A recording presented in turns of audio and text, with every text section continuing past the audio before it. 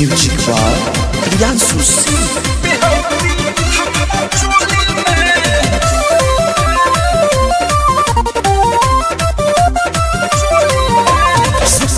राते सैया के साथ जाके पुरन का खोली में सुत गईनी राते सैया के साथ जाके पुरन का खोली में उरी सपाटल पावे रे सखी बिहौती हमारा चोली में उरी सपाटल पावे रे सखी बिहौती हमारा चोली में उरी सपाटल पावे रे सखी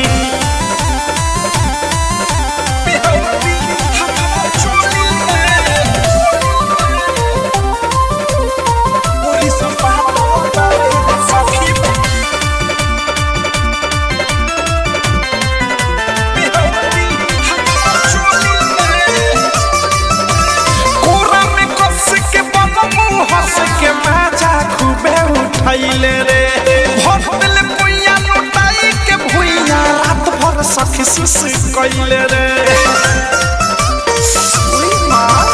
कोरा में कस के बनमु हंस के मजा खूबे उठाइले रे भोटल पुइया लुटाई के भुइया रात भर सखी सुस कइले रे जौन बोलले तौन हम कइली रहुए मीठा सुन का बोली में जौन बोलले तौन हम कइली रहुए मीठा सुन का बोली में उरी सपाटल पावे रे सखी बिहौती हमारा चोली में उरी सपाटल पावे रे सखी बिहौती हमारा चोली में उरी सपाटल पावे रे सखी बिहौती हमारा चोली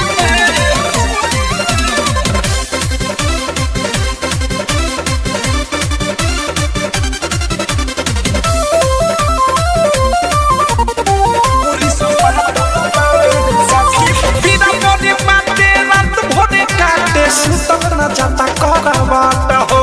बिक्की विशाल पल बुरा हाल जाने गइल कैसे सता हो बिना बने बाटे रात भोरे काटे सुतल न जाता करवाट हो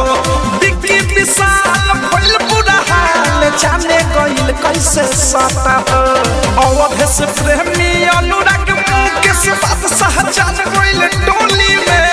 अवध से प्रेमी अनुराग मुकेश बादशाह जान गइल टोली में उरी सपाटल पावे रे सखी बिहौती हमारा चोली में उरी सपाटल पावे रे सखी बिहौती हमारा चोली में उरी सपाटल पावे रे सखी गइनी राते सैया के साथ जाके पुरन का खोली में उरी सपाटल पावे रे सखी बिहौती हमारा चोली में उरी सपाटल पावे रे सखी बिहौती हमारा चोली में उरी सपाटल पावे रे सखी।